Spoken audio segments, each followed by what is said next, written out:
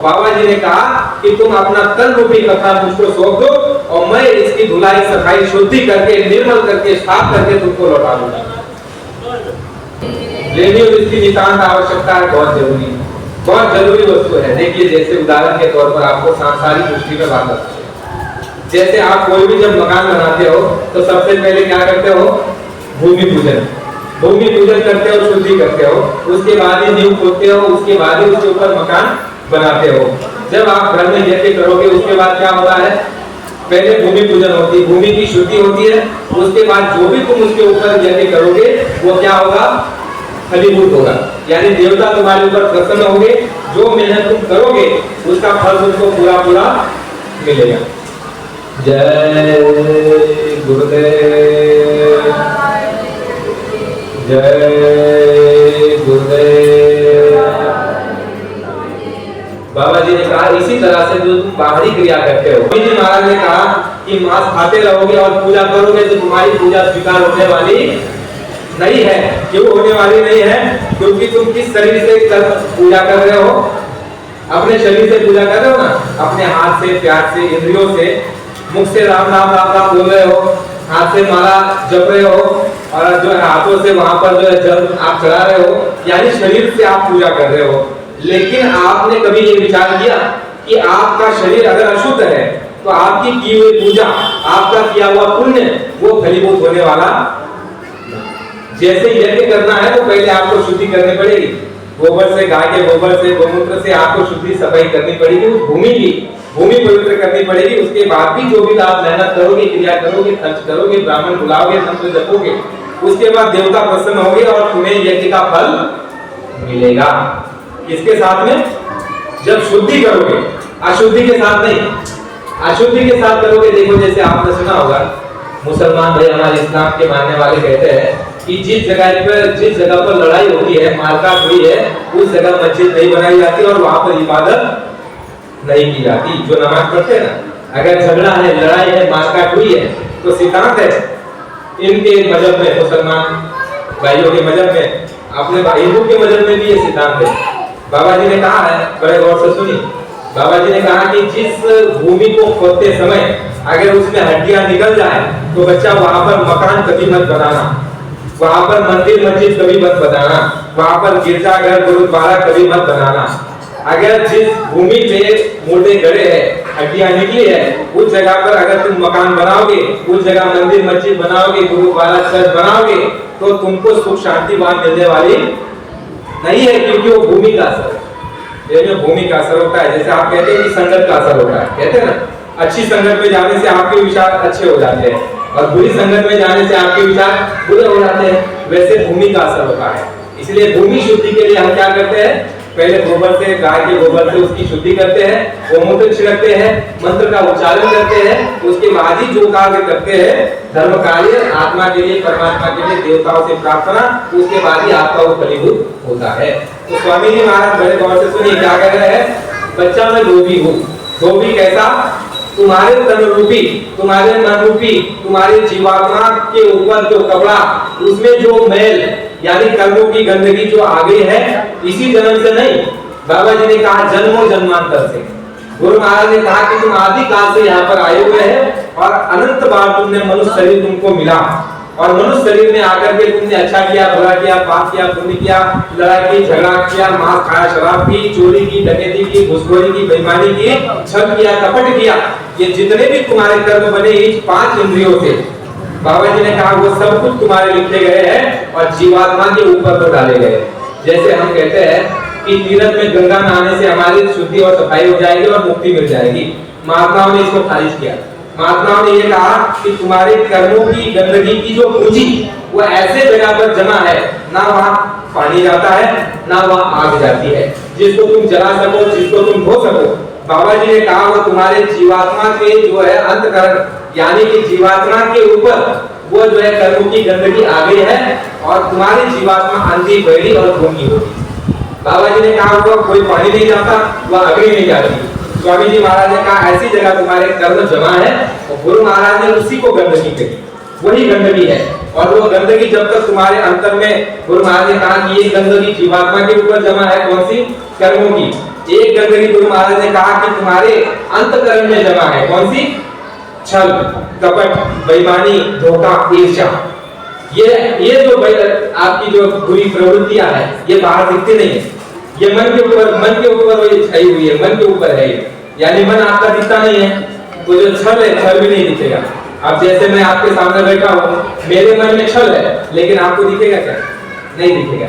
तो ये मन के ऊपर जो गंदगी है, ये छल, कपट, बेईमानी, धोखा, ईर्ष्या, द्वेष। ईर्ष्या किसे कहते हैं? कि भाई ये अमीर है, ये करोड़पति है, इसके पास 4 व्हीलर है और मेरे पास 2 पहिया है, तो 4 पहिया वाले आदमी को देख करके ईर्ष्या करता है बेवजह, जबकि उसने अपनी मेहनत से कमाया है, या चोरी की, या बेईमानी की, या ठगी की, या फिर उसके प्रारंभ में है, जो भी है उसका है, लेकिन उसको देख करके हम क्या करते हैं? ईर्ष्या करते हैं। और गुरु महाराज ने कहा कि जब ईर्ष्या करोगे तो ये होगी तुम्हारी अशुद्धि, यानी तुम्हारे मन के ऊपर अशुद्धि है। और जिसके लिए महात्मा ने ये कहा है, देखो कबीर साहब कहते हैं, कबीर साहब ये कहते हैं कि मन निर्मल भया, कबीर मन निर्मल भया जैसे गंगा का नीर। आप गंगा के नीर को जानते हो? गंगा के पानी को, गंगा का पानी बोतल में लेकर के आओ और उसको साल 2 साल 4 साल 5 साल घर में रखो, उसमें कीड़े कभी नहीं पड़ते। ये उसका महत्व है और पवित्र है, शुद्ध है, और उसकी ऐसी महत्ता है कि गंगा का पानी कभी अशुद्ध और गंदा नहीं होता, यानी कि उसमें कीड़े नहीं पड़ते। इसलिए महात्मा में कबीरदास जी ने गंगा के पानी का उदाहरण दिया। बहुत ध्यान से सुनिए। कबीर साहब कहते हैं कि कबीर मन निर्मल भया जैसे गंगा का नीर। तुम्हारा मन ऐसा होना चाहिए जैसे गंगा का नीर। गंगा का नीर कितना शुद्ध है, वैसे तुम्हारा जिस दिन मन हो जाएगा तो देखो तुमको क्या प्राप्ति होगी, वो विचार करो, बहुत बड़ी चीज मिलती है। लेकिन वो शुद्धि होनी चाहिए, और मन की शुद्धि तुम हम नहीं कर सकते। मन में जो ये छोटी छोटी कमियां हैं, ये तुम आप इसको ठीक नहीं कर सकते। इसके लिए कोई धोबी होना चाहिए, और धोबी कौन है? महात्मा, संत सद्गुरु, जो इन सभी बंधनों से मुक्त हो गए हैं, वो आपके बंधनों को काट सकते हैं, आपकी महिलाई को छुड़ा सकते हैं, वो है संत सद्गुरु। कबीरदास जी कहते हैं कि कबीर मन निर्मल भया जैसे गंगा का नीर, पीछे पीछे हरि कर चले, कहे कबीर कबीर। प्रेमियों, जब तुम्हारा मन निर्मल हो जाएगा तो तुम कहते हो ना, राम राम कृष्ण कृष्ण भगवान भगवान, करो मदद करो, रक्षा करो, हमारी इबादत करो। तो महात्मा ये कहते हैं कि जिस दिन तुम्हारा मन निर्मल हो जाएगा, अंतःकरण शुद्ध हो जाएगा, तो भगवान यानी हरि तुम्हारे पीछे पीछे चलेगा। कहाँ चलेगा? पीछे चलेगा। प्रेमी, जो तुम्हारी हैसियत और औकात बन जाएगा। लेकिन हम इन चीजों को छोड़ देते हैं, केवल भगवान भगवान राम राम जपते हैं। कहते हैं कि जब तुम जीवों पर दया नहीं करते और भगवान से जब संकट आता है तो उसको कहते हो कि है भगवान दया कर, तो दया होने वाली है क्या? तुमने जीवों पर हिंसा की, तुमने मारा चाटा मारा, बच्चे को लड़ाई की, झगड़ा किया, कत्ल किया, बेईमानी की, चोरी की, दगा किया, हिंसा की, मांस खाया, तुमने दूसरे पर दया नहीं की। और जब तुम पर संकट आ गया तो तुम भगवान के सामने जाकर के पूजा और प्रार्थना करते हो, भगवान दया कर। दया होने वाली है क्या? नहीं होने वाली है। इसलिए गुरु महाराज ने क्या कहा कि कबीर मन निर्मल भया कर जैसे गंगा का नीर, पीछे पीछे हरि चले, कहे कबीर कबीर, तुम्हारे पीछे चलेगा। और क्या कहेगा? जैसे आपका नाम मनोहर भाई है, तो मनोहर भाई आगे चलेगा, दौड़ेगा, और वो हरि, वो परमात्मा, वो गुरु, वो मनोहर भाई के पीछे चलेगा। है मनोहर, मनोहर बेटा क्या चाहिए तुझको? मुझे दो। तुम्हारा मुझसे क्या चाहिए? जो तू कहेगा मैं तुझको दूंगा, जो तुझे चाहिए वो मैं तुझको देने को तैयार हूँ। ये हस्ती तुम्हारी आपकी हो जाती है, लेकिन कब? मन निर्मल होना चाहिए। इस तरफ हमारे जो है रविदास जी क्या कहते हैं? मन चंगा तो कठोर में, तुम्हारा मन चंगा है। अभी हमारी वही बात हुई हमारे गुरु बहन से, तुम्हारे मन में कपट नहीं है, तुम्हारे कर्म शुद्ध है, तुम गुरु की बंदगी, भगवान की पूजा करते हो, चेतन पूजा, जिसको आत्मा परमात्मा की पूजा कहते हैं, भजन ध्यान सुमिरन। तुम्हारा मन में निष्कपट भाव है, तुम्हारा किसी के प्रति कोई वैर भाव नहीं है, तुम शुद्ध हो, तो तुम्हें किसी को डरने की जरूरत नहीं है। ये बात है। मन चंगा तो कठोर में गंगा, गंगा में जाकर के तुमको वहां उसकी पूजा करने की जरूरत नहीं है। मन अगर तुम्हारा चंगा है तो गंगा इधर ही तुम्हारे पास है। लेकिन क्या होना चाहिए? मन चंगा, मन शुद्ध, मन के अंदर जो कपट है, राग है, द्वेष है, छल है, बेईमानी है, धोखा है, ये जितने भी ये आपके अंदर में है, ये सारी की सारी निकल जाएगी। उसके बाद ही वो स्थिति तुम्हारी प्राप्त होगी। और जब वो कहेगा अरे कि मुझसे ये ले ले, वो ले ले, तो तुम ये कहोगे कि भगवान मुझे इसकी जरूरत नहीं है, मुझे केवल तू चाहिए, मुझे ये संसार नहीं चाहिए, मुझे केवल तू चाहिए, तू मेरे साथ रहना चाहिए। तो स्वामी जी महाराज ने ये कहा कि ये मन की शुद्धि कौन करेगा? गुरु करेगा। आत्मा के ऊपर जो तुम्हारी गंदगी छाई हुई जन्मों जन्मांतर की, एक जन्म की नहीं, वो शुद्ध कौन करेगा? महात्मा, वो धोबी, गुरु महाराज ने कहा वो शुद्ध करेगा। और तुम्हारा तन जो गंदा हो चुका है, गुरु महाराज ने ये कहा कि यह बच्चा, ये मनुष्य मंदिर है, ये तुमको जो मिला हुआ है ये भगवान का बनाया हुआ सच्चा मनुष्य मंदिर है। गुरु महाराज ने कहा जो तुमने सोसाइटी में गांव में जो बनाया हुआ है मंदिर, मस्जिद, गुरुद्वारा, ये किसने बनाया? जवाब दीजिए जरा, वो किसने बनाया? वो मनुष्य ने बनाया, उसको आपने बनाया और उसी जगह आपने प्राण प्रतिष्ठा की और मूर्ति को बना करके उसी मूर्ति को आपने स्थापित कर दिया और आप ही कहने लगे हो कि भगवान यहाँ पर स्थापित हो गए। भगवान को भोग चढ़ाओ, भगवान को फूल चढ़ाओ, भगवान को अगरबत्ती लगाओ और वही भोग जो भगवान के नाम पर जाता है उसी को आप प्रसाद समझ करके खाते हो। तो उसमें भगवान का कोई हस्तक्षेप है क्या? भगवान का कोई हस्तक्षेप है? उसमें केवल मनुष्य का हस्तक्षेप है। मनुष्य ने ही नींव खोदी, मनुष्य ने ही मंदिर बनाया, मनुष्य ने ही उस मूर्ति को बनाया और एक चोट नहीं हजारों चोट मार करके उस मूर्ति को बनाया और मनुष्य ही लेकर के उसको आया, मनुष्य ने ही वही स्थापित किया। और देवी और भगवान की मूर्ति के सामने कौन प्रार्थना कर रहा है? मनुष्य ही प्रार्थना कर रहा है। वो आपका आस्था का केंद्र है, उस पर हम कुछ नहीं कहते, आपकी आस्था जो भी है ठीक है। लेकिन गुरु महाराज महात्मा बाबा जी ये कहते हैं कि बच्चा, ये जो मंदिर आपने बनाया है, इस मंदिर की आप कितनी शुद्धि समय रखते हो, कितना साफ सुथरा रखते हो कि नहीं रखते हो? उसके बाद पूजा अर्चना प्रार्थना घंटा घड़ियाल वहां बजाते हो, वहां पर तुमको अच्छा महसूस होता है, आनंद लगता है, सुगंधी आती है कि यहाँ पर शांति लग रही है। तो स्वामी जी महाराज ने कहा उसी मंदिर में, आपके बनाए हुए मंदिर में अगर कोई आकर के टट्टी पेशाब डाल दे, मांस डाल दे, तो आप उस व्यक्ति के साथ क्या करोगे? आप क्या करोगे? मारोगे, पीटोगे, उसको सोसाइटी से निकालोगे, गांव से निकालोगे, उसके ऊपर आप चाहे जितना आप क्रोध कर सकते हो वो आप करोगे। क्यों करोगे? आपकी बुद्धि, आप ये कहोगे अरे मूर्ख, अरे अज्ञानी, अरे खराब आदमी, तूने जो है भगवान के बनाए हुए, हमारे जो भगवान का बनाया उस मंदिर में जो है तूने गंदगी फैला दी, तो सबसे बड़ा अपराधी और तुझे दंड मिलना चाहिए, कहोगे ना? किसने बनाया? आपने। गंदगी किसने की? आपने। पूजा किसने की? आपने। भगवान ने आपको कुछ कहा? कुछ भी नहीं कहा। अगर उसी मंदिर में कोई चोरी करके ले गया स्वर्ण, तो क्या भगवान ने उसका हाथ पकड़ा? बाबा जी क्या कहते हैं, उसको ध्यानपूर्वक सुनो। बाबा जी ये कहते हैं कि भगवान ने तुमको कर्म करने की आजादी की है, कर्म करने के लिए तुम स्वतंत्र हो। भगवान की पूजा करो, प्रार्थना करो, भोग लगाओ या मंदिर से सोना चुरा ले जाओ, भगवान तुमको रोकने वाला? लोग कहते हैं अरे भगवान ने उसको रोका नहीं, भगवान ने उसको ऐसी कैसी बुद्धि दी? भगवान उसको बुरी बुद्धि नहीं देता। बुरी बुद्धि तो उसके बुरे सोच और बुरे कर्मों और बुरी संगत के कारण उसके बुरे विचार हुए। भगवान ने उसके साथ कुछ भी नहीं किया, लेकिन जो चोरी की उसकी सजा मिलेगी और जो पूजा की उसका पुण्य मिलेगा। उसका पुण्य अवश्य मिलेगा आपको, वो शरीर के ही मिलेगा, आत्मा को नहीं मिलेगा। बाबा जी ने कहा कि जो जड़ पूजा करोगे हाथ पैर से, शरीर से, लेकिन शुद्धि के साथ, तब उसका पुण्य फल होगा, वो तुम्हारे शरीर को मिलेगा। लेकिन अगर अशुद्धि के साथ करोगे तो कोई भी पूजा प्रार्थना और कोई भी कर्म, शुभ कर्म तुम्हारा जो है फलीभूत नहीं होगा। बाबा जी ने इस तरह कहा कि उस मंदिर में गंदगी डालने के बाद आपने कहा कि ये बदतमीज आदमी है, इसको सजा मिलनी चाहिए। दूसरी तरफ स्वामी जी महाराज ने ये कहा कि बच्चा, ये मनुष्य मंदिर ये ना डॉक्टर बना सकता है, ना हकीम बना सकता है, ना वैज्ञानिक बना सकता है, ना पढ़ा लिखा बना सकता है, ना ही कोई इसको जो है बिल्डर बना सकता है। इसको कौन बना सकता है? कौन बना सकता है? भगवान बनाता है। इस मनुष्य मंदिर को भगवान बनाता है। तुम अगर बना सकते हो तो देखो करोड़पति लोग हैं, लेकिन बच्चे नहीं है। भाई अगर तुम बना सकते तो बना देते बच्चे। और ये मनुष्य शरीर जब गिर जाएगा, श्वासों की पूंजी समाप्त होने के बाद, मरे हुए आदमी को तुम जिंदा नहीं कर सकते हो। मरे हुए आदमी को तुम जिंदा नहीं कर सकते हो और बच्चे को जन्म में नहीं ला सकते हो, यानी तुम मनुष्य शरीर नहीं बना सकते हो। तो बाबा जी ने कहा ऐसा ये मनुष्य मंदिर, श्रेष्ठ मंदिर, जो सच्चा हरि का द्वार है, हरि का मंदिर है। बाबा जी ने कहा कि इस मनुष्य मंदिर में जब तुम गंदगी करोगे, इसमें मांस डालोगे, इसमें शराब डालोगे, तो बाबा जी ने कहा कि ये मनुष्य मंदिर मंदिर नहीं रह जाएगा, ये क्या हो जाएगा? शमशान होगा। गुरु महाराज ने ये कहा कि इसमें अगर मुर्दे डाल दोगे, इसमें शराब डाल दोगे, इसमें माल डाल दोगे, जबकि ये मनुष्य मंदिर था। गुरु महाराज ने ये कहा कि अरे बच्चा, जैसे आप सोसाइटी में सूरत में रहते हो, भाड़े से कई प्रेमी यहाँ पर रहते होंगे, भाई भाड़े से रहा 50,000 उसने डिपॉजिट दे दी, भाई 5,000 हम आपको भाड़ा देंगे। तो वही जो भाड़ेदार है, भाड़े से रहता है, वो जो है उसको जैसे वो मकान मिला, वो मकान मालिक क्या करेगा कि भाई मैंने तुमको जो मकान दिया है वो साफ सुथरा है, और जो मेरी यहाँ पर वस्तु है जब खाली करोगे तो ऐसी थी जैसे कि जैसे मुझे यहाँ मिलनी चाहिए, होता है कि नहीं? अगर तुम दीवार में छेद गिराओगे, मेरे फर्नीचर को तोड़ोगे, तो मैं क्या लगाऊंगा?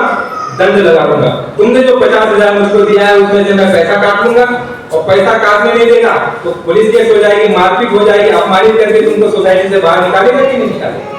ये मिट्टी का ढेर। जबकि और ये भगवान ने दिया है, तो बाबा जी ये कहते हैं कि उसने तुमको साफ सुथरा किया था। जब आपके पेट से बच्चा जन्म हुआ लिया तो आप मुझको बताओ क्या वो मांस खाता था? कितना साफ सुथरा उसका शरीर, बिल्कुल कोमल फूल की तरह उसका मनुष्य शरीर। उसने ना मांस खाया ना शराब पी, और शुद्ध सात्विक उसका ये शरीर, वो भगवान ने बिल्कुल साफ सुथरा आपको दिया। तो स्वामी जी महाराज ने कहा जब उसने तुमको साफ सुथरा दिया है तो उसने कहा कि ये मेरा मनुष्य मंदिर मैं तुमको देता हूँ मनुष्य शरीर, और इसमें अब की बार ये मौका तुमको मैं देता हूँ कि तुम ये मनुष्य शरीर लेकर के जीते जी भजन भक्ति बंदगी करके जीते जी अपने लक्ष्य और 84 और नरकों का जो खाता है, जो आवागमन का चक्र है, जो तुम मार खा रहे हो, इस आवागमन के चक्र में लक्ष्य 84 में नाना प्रकार की योनि में जाकर के तुम जो भटक रहे हो, ये सारा भटकाव तुम इस मनुष्य शरीर में जाकर के जीते जी महात्मा की खोज करके उनसे रास्ता लेकर के अपने ही मनुष्य मंदिर में बैठ करके अपनी जीवात्मा को जगा करके जीते जी तुम अपनी आत्मा को परमपिता परमात्मा तक पहुंचाओ, और अपने जितने भी जन्म जन्मांतर के कर्म हैं उसकी शुद्धि और सफाई महात्मा से कराओ। जय गुरुदेव। ये तुम कराओ। गुरु महाराज ने कहा कि तुमको उसने अधिकार दे दिया है। गुरु महाराज जी कहते कि यह बच्चा जो अधिकार तुमको मिला हुआ है ये देवी देवताओं को भी नहीं। आपको जरा आश्चर्य लगेगा कि ये नई बात बता रहे हैं, लेकिन ये प्रमाणित है, ये शास्त्र सम्मत है। देवी देवता इच्छता स्वर्गच्छ, देवी देवता इच्छता मृत्युलोक जन्म भावा। हमारे महाराज के संत ये कहते हैं कि देवी देवता उस वैकुंठ में और स्वर्ग से ही प्रार्थना उस ईश्वर को करते हैं कि हे भगवान, हे स्वामी, हमको मनुष्य शरीर में भेजो, और मनुष्य शरीर में जाकर के हम अपनी जीवात्मा का कल्याण करेंगे, और नर 84 स्वर्ग वैकुंठ आवागमन से छुड़ा करके अपने आप को मालिक के दरबार भेज देंगे। इस चक्र से अपने आप को छुड़ा देंगे। उसके लिए हमको एक मौका दे दो, और वो मौका कौन सा है? ये मनुष्य शरीर। गुरु महाराज ने कहा कि ये मनुष्य शरीर, ये गोल्डन चांस, ये सुनहरा मौका, ये अब की बार जो तुमको ये मनुष्य शरीर मिला है बच्चा, गुरु महाराज कहते हैं ये तुमको संसार भोगने के लिए नहीं, इसका असली उद्देश्य एक उद्देश्य है, जिसके लिए देखो अर्जुन देव जी साहब अपनी वाणी में लिखते हैं। जो गुरु ग्रंथ साहब में 10 गुरु है, उसमें से एक गुरु है अर्जुन देव जी साहब। वो देखो तुम्हारी हमारी कहानी बयान करते हैं कि मनुष्य शरीर में आने से पहले तुम हम कहा थे। कोई ज्ञानी विज्ञानी, कोई टेक्निकल या कोई भी पढ़ा लिखा जो कंप्यूटर चलाता है, जो बहुत बड़ा ज्ञानी है, जो अपने आप को ज्ञानी कहता है, वो ये कह सकता है कि इस मनुष्य शरीर में आने से पहले तुम कहां पर थे? कह सकता है कोई? महात्मा ने देखा अपने शिव नेत्र से, दिव्य ज्ञान चक्षु से, थर्ड आई होता है सफेदा से, और उन्होंने देख करके ये बयान किया कि है मनुष्य, तुमको ये मनुष्य शरीर सीधे सीधे नहीं मिला, ये गोल्डन चांस सुनहरा मौका ये तुमको सीधे सीधे नहीं मिला, ये तमाम लक्ष्य 84 और नरकों की मार खाने के बाद तुमको ये अवसर और तुमको ये मौका मिला है। वो कैसे? अर्जुन देव जी साहब कहते हैं कि कई जन्म है कीट पतंगा, कीट पतंगों में जाकर के तुमने जो है अपना समय बिताया। ये देखो जैसे बरसात भी, बरसात में वो पतंगे आते हैं, बरसात आई पतंगे आए, कितना उनका समय होता है, जीवन होता है 4 घंटा 6 घंटा आधे दिन तक वो जीते हैं। उसके बाद जैसे ही बरसात समाप्त हुई और जो है मौसम बदला, वैसे ही वो समाप्त हो जाते हैं। देखते हो ना, सड़क पर पड़े रहते हैं वो पतंगे। महात्मा कहते हैं उसमें भी तुम जाकर क्या है? कई जन्म है कीट पतंगा, कई जन्म गजबीन कुरंगा, कई जन्म केबर में खोइया, कई जन्म पंछी चलचैया, किरण काल देश अजरिया, अब की बार जगदीश मिलन खेवरिया। बात समझ में आई? अब की बार, ये जो मौका अब की बार कहते हैं गुरु महाराज, जो तुमको जीवन मिला है, अब की बार इसको कहते हैं कि जो तुमको ये जीवन मिला है, जो श्वासों की पूंजी मिली है, ये अब की बार का महात्मा में अब की बार तुमको ये मौका मिला कि तुम जगदीश मिलन खेवरिया, तुम जीते जी भगवान की प्राप्ति कर सकते हो इस मनुष्य शरीर में, और जीते जी अपने शिव नेत्र को खोल करके महात्मा की दया दृष्टि लेकर के अपने आवागमन के नर 84 के खाते को बंद कर सकते हो। और गुरु महाराज ने कहा कि जो कहते हैं कि आत्मा सो ही परमात्मा, तो यही आत्मा जो आपके शरीर में बैठी हुई है, जब ये शरीर से निकल करके उस परमात्मा में मिल जाएगी, तो बाबा जी ने कहा कि समुद्र में अगर एक लोटा पानी मिला दो तो उसको कोई पानी नहीं कहेगा, लोटे का पानी कहेगा। समुद्र में अगर एक लोटा उठा करके पानी डाल दो तो कोई कहेगा कि एक लोटा पानी है, एक बूंद पानी नहीं, उसको क्या कहेंगे? ये समुद्र है। तो यही बाबा जी ने कहा कि जब तुम इस तरह से इस क्रियाओं को अपना करके जब जीते जी उस प्रभु की प्राप्ति करोगे। बाबा जी ने कहा कि कोई अगर ये कहे कि मरने के बाद तुमको स्वर्ग मिल जाएगा, मरने के बाद भगवान मिल जाएगा, महात्मा में बाबा जी ने कहा बच्चा कोरा झूठ है, कोरा झूठ है, बिल्कुल विश्वास मत करना। मरने के बाद नहीं, जो भी मिलेगा वो जीते जी मिलेगा। अगर जीते जी न मिला होता तो किसी ने तुमको नहीं बताया होता कि भगवान है।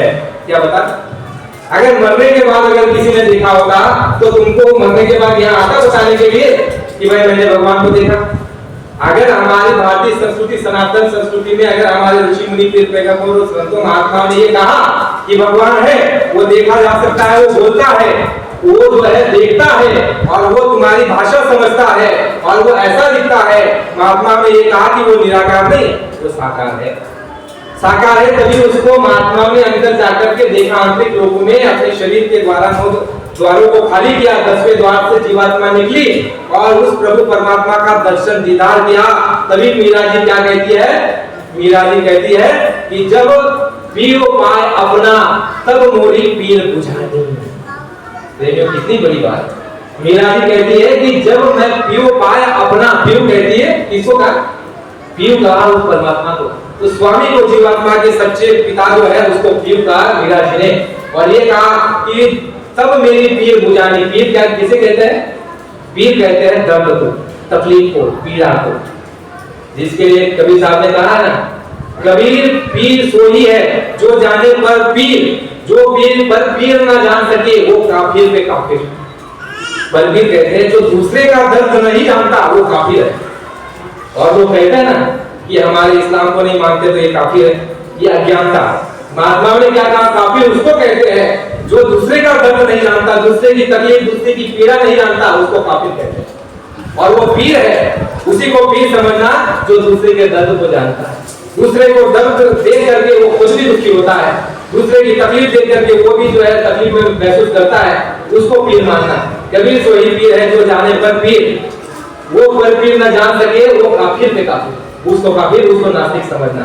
तो स्वामी जी महाराज ने कहा कि मीरा जी कहती है कि मेरे सारे संकट, मेरी सारी तकलीफ, मेरी सारी पीड़ा, शरीर की हो, हर तरह की व्याधि, हर तरह का संकट, हर तरह की पीड़ा, वो कब समाप्त हुई, जब मैंने अपने पिया को पाया, अपने परमपिता, अपने स्वामी सच्चे भाई गुरु को पाया, जो आनंद का खजाना है, जो सर्वे सर्वा है, जो सुख का सागर है। जब मैंने उसको जीते जी पाया, उसके बाद मेरे सारे दर्द समाप्त। मीरा जी कहती, तो जब उसने जीते जी पाया तभी तो आपको बता रही है, तभी तो किताब में लिख रही है और वो आज ग्रंथ बन गया।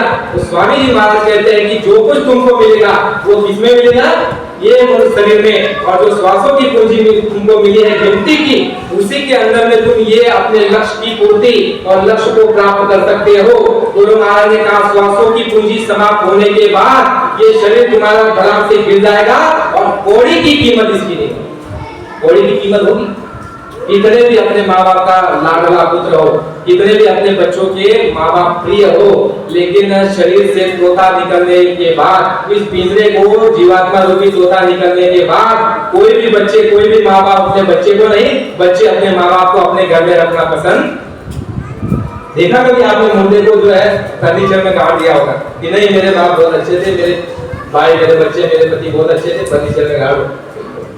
गुरु महाराज ने कहा कि कौड़ी की कीमत नहीं, वो जैसे ही जीवात्मा इस शरीर को खाली कर देगी वैसे ही गुरु महाराज ने कहा ये मनुष्य शरीर गिर जाएगा और ये मिट्टी का देह, इसको जला दोगे, दफना दोगे, गाड़ दोगे, गंगा में बहा दोगे।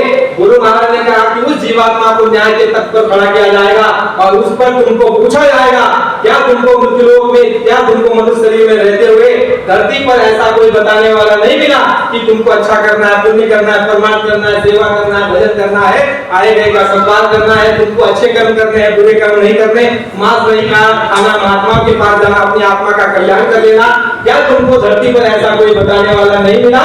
तो बाबा जी ने कहा कि जब तुम कहोगे कि हमको ये धरती पर कोई बताने वाला नहीं मिला, और बाबा जी ये कह रहे कि बच्चा अगर मैंने तुम्हारे गांव में और तुम्हारे शहर में सत्संग किया होगा और तुम उस समय जो सत्संग सुनते रहे होंगे, और अगर यमराज के दरबार में अगर तुम झूठ बोलोगे तो मैं ऐसा बाबा हूँ कि वहां प्रकट हो जाऊंगा और तुमको कहूंगा कि उस गांव में मैं आया था और उस गांव में मैंने सत्संग किया था, तुमको बताया था, लेकिन तुमने माना नहीं और तुमने बुरे कर्म करते गए और उसका परिणाम स्वरूप अब तुमको नरक और 84 की यात्रा मिलेगी, अब उसमें से तुम कैसे बचोगे। बाबा जी के वचन में बाबा जी कह रहे हैं कि मैं वहां पर मौजूद हो जाऊंगा, प्रकट हो जाऊंगा और तुम्हारी चोरी पकड़ लूंगा कि नहीं। यम राजा इसने जो है हमारी नाफरमानी की, हमारे संदेशों को ठुकराया, माना नहीं, और वही लोग लालच, काम, क्रोध, लोभ, मोह, अहंकार में और ईर्ष्या में, द्वेष में, पाप में और छल में, कपट में, बेईमानी में, धोखा में रात दिन विचरते रहा, और परिणाम स्वरूप जो भी तुम्हारे कर्म बने उसका परिणाम तुम्हारे सामने आएगा। और परिणाम क्या आएगा?